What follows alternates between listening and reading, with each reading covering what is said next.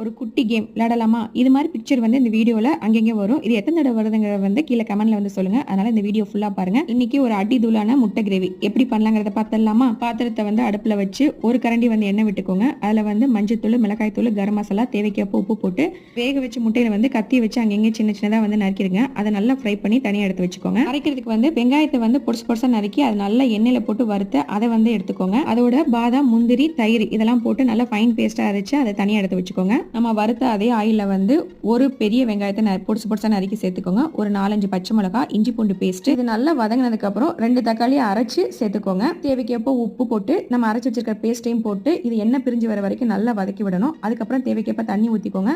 இது நல்லா கொதிச்சு வந்ததுக்கு அப்புறம் நம்ம ஃப்ரை பண்ணி வச்சிருக்கிற முட்டையும் சேர்த்து ஒரு 2 நிமிஷம் கொதிச்சதுக்கு அப்புறம் என்னெல்லாம் பிரிஞ்சு சூப்பரா ரெடியா இருப்பான். அந்த டைம்ல வந்து தேங்காய் பாலும் கொத்தமல்லி கருவேப்பிலையும் தூவி ஒரு 2 கொதி விட்டு ஆஃப் பண்ணிருங்க. கண்டிப்பா வீட்டில் ட்ரை பண்ணி பாருங்க. வீடியோல வந்து பிக்சரை கவுண்ட் பண்ணிட்டீங்களா? கண்டிப்பா கமெண்ட்ல சொல்லுங்க.